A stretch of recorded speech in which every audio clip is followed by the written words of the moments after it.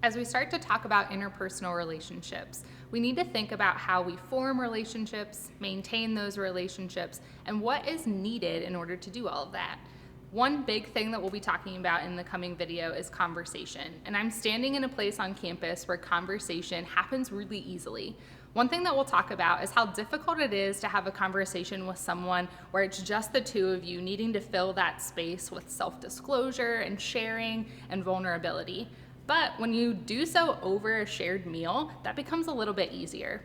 We're going to talk about how having conversations with one another, particularly when you have something shared and something to do in common, like having lunch or grabbing coffee, how that can both add to and detract from what you're building together, whether it be a friendship or a work relationship with a colleague.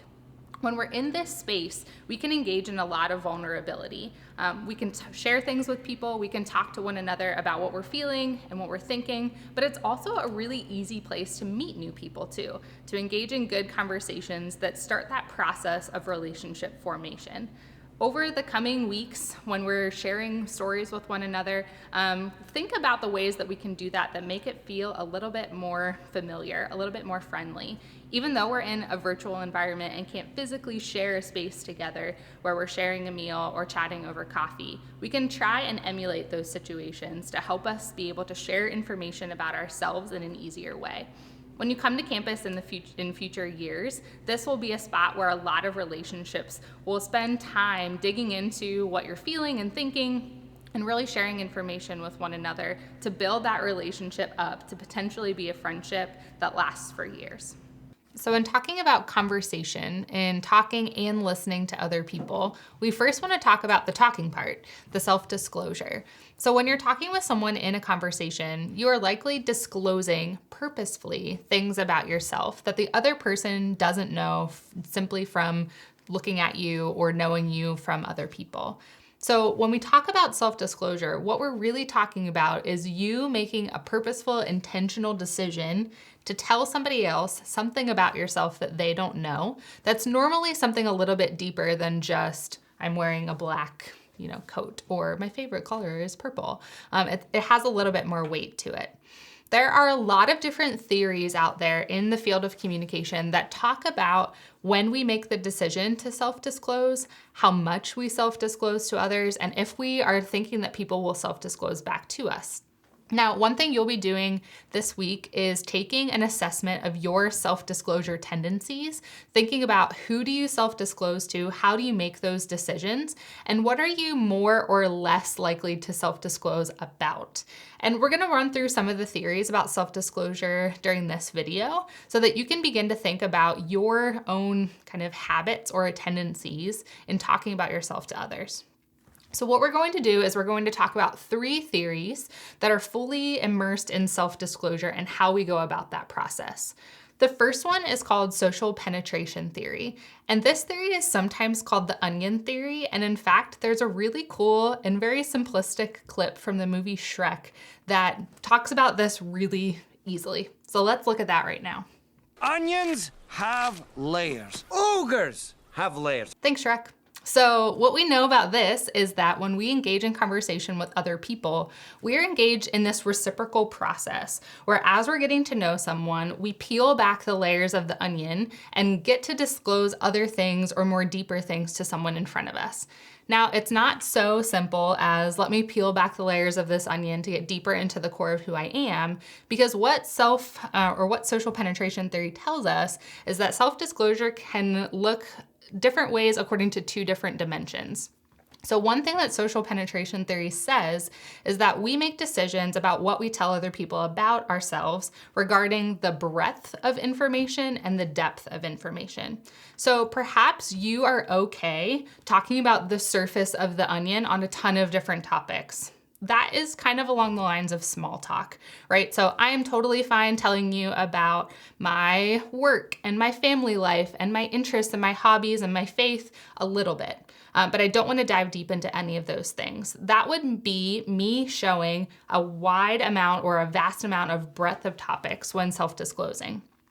On the other hand, you could think about what topics you are more willing to go into depth with. So maybe I'm totally fine talking to you about my family, and I'll talk to you at length and at a really deep amount about that content, but maybe not other things. Maybe other things are off limits. And so when we think about social penetration theory, we want to think along those two dimensions. Do we give a breadth of information, or do we maybe hide pieces of our life from others, either in the beginning or even as relationships go along? And what are some components of our life that we're more willing to go deeper with in conversation, or are there things that are off limits there? So social penetration theory is really along those two dimensions, thinking about who we're talking to, when we decide to self-disclose, and what we decide to self-disclose about.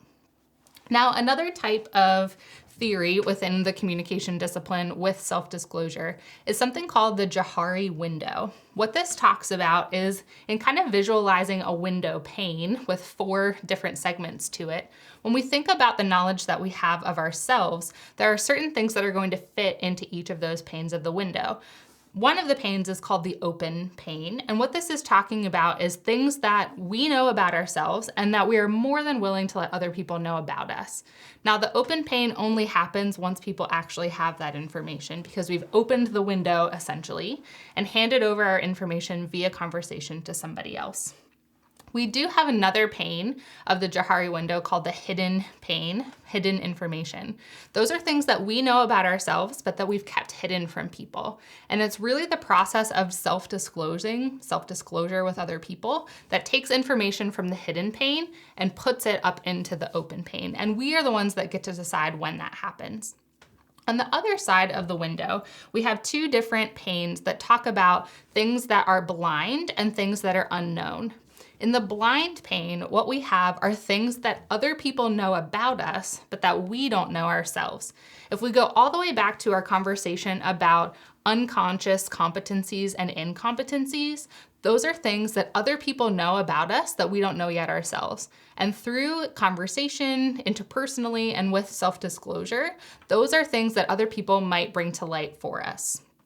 The last window is called the unknown pane, or the unknown part of the window. What that one is really getting at is that there are things that we don't know about ourselves and other people don't know about us either. It's really unknown. And it's through our different experiences and situations in our life that we make those things known, or that those things become known to us. So we have this unknown pane, and through our life, we might start to find that things that would be in there would be hidden or even blind to us, but through the process of experience and conversation, those come to light. The very last theory that I want to talk about with self-disclosure is something called social comparison theory. Now, this theory spans a whole bunch of different contexts and scenarios and forms of communication, but what it's getting at is the fact that when we're engaging in self-disclosure particularly, we kind of have this idea of what we're supposed to do in comparison to the people that are around us. So for instance, in talking about different types of things that we see on television, we get some understanding of how we're supposed to engage in conversation, maybe what or when we're supposed to disclose information.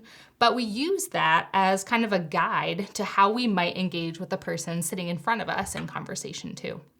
We also might compare ourselves to others actually in our social atmosphere. So if I'm interacting with someone who is really good at self-disclosing and not doing it too much, but not, doing enough that you know a little bit about them, I might try to emulate them or compare myself to them and either engage in more or less self-disclosure simply because of who I'm comparing myself to.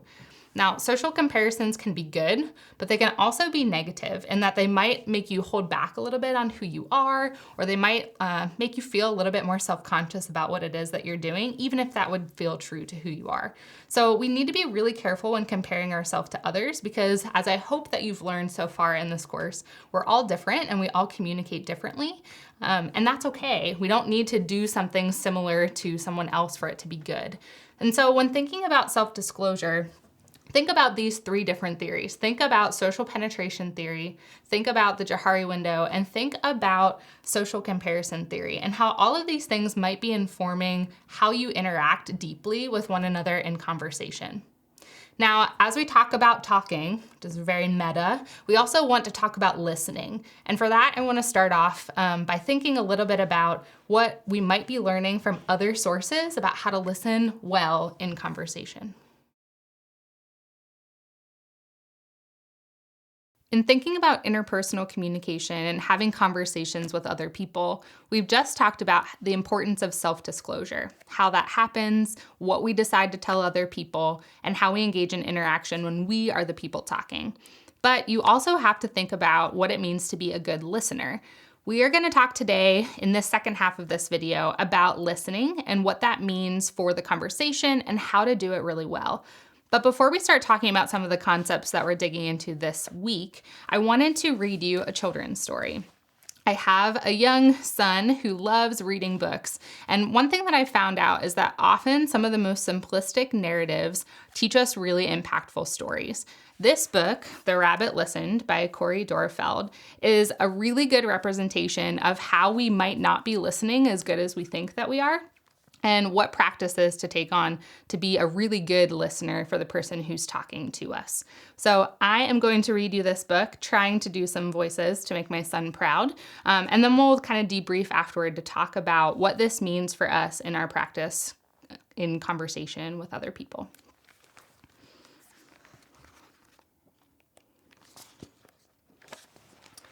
One day, Taylor decided to build something new. Something special, something amazing. Taylor was so proud. But then, out of nowhere, things came crashing down. The chicken was the first to notice. Cluck, cluck, cluck, what a shame. I'm so sorry this happened. Let's talk about it. Cluck, cluck. But Taylor didn't feel like talking. So the chicken left. Next came the bear. Roar, roar, how horrible! I bet you feel so angry. Let's shout about it. Roar, roar, roar. But Taylor didn't feel like shouting. So the bear left. The elephant knew just what to do. Trumpta, I can fix this. We just need to remember exactly the way things were. But Taylor didn't feel like remembering, so the elephant also left. One by one they came. The hyena, hee hee, let's laugh about it. The ostrich, gulp, let's hide and pretend nothing happened. The kangaroo, tisk tisk, what a mess, let's throw it all away. And the snake, shh, let's go knock down someone else's. But Taylor didn't feel like doing anything with anybody, so eventually they all left, until Taylor was alone. In the quiet, Taylor didn't even notice the rabbit, but it moved closer and closer until Taylor could feel its warm body. Together, they sat in silence until Taylor said, "Please stay with me." The rabbit listened. The rabbit listened as Taylor talked. The rabbit listened as Taylor shouted. The rabbit listened as Taylor remembered and laughed. The rabbit listened to Taylor's plans to hide, to throw everything away, to ruin things for someone else.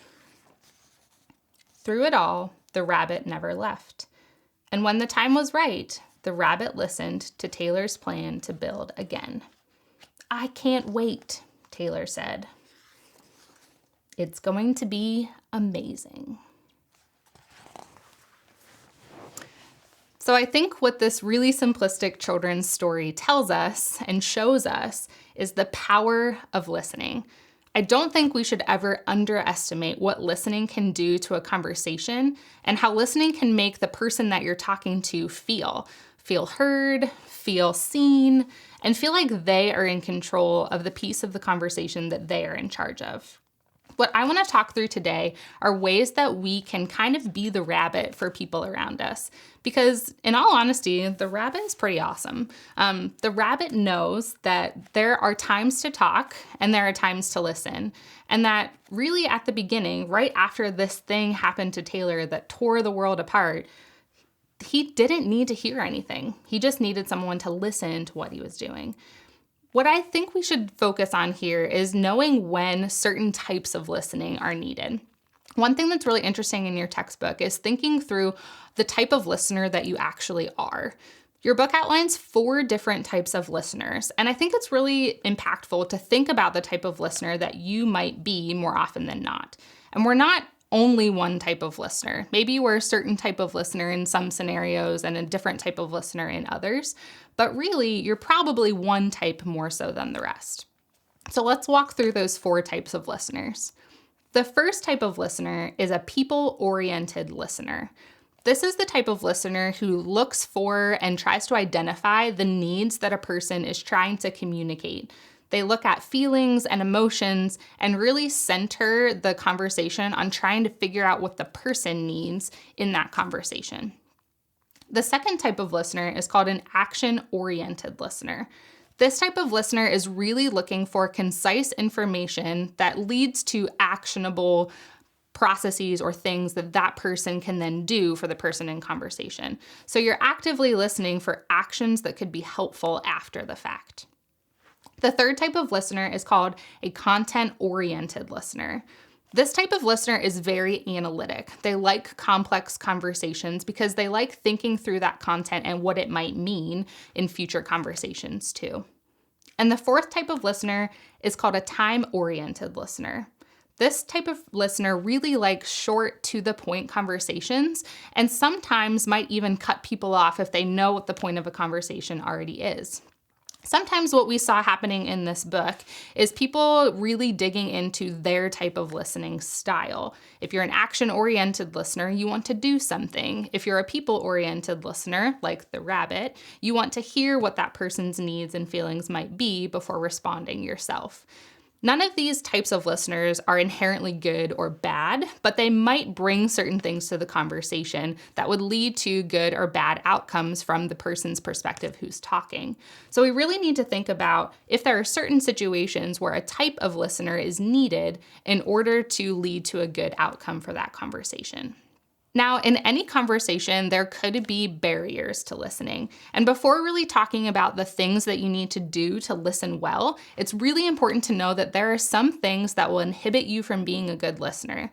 What we talked about in Canyon Commons briefly is how often when we're in a space that has a lot of people, and maybe a space where something shared can happen over a conversation, like eating a meal, those things can be facilitators of conversation. But sometimes that could inhibit listening as well.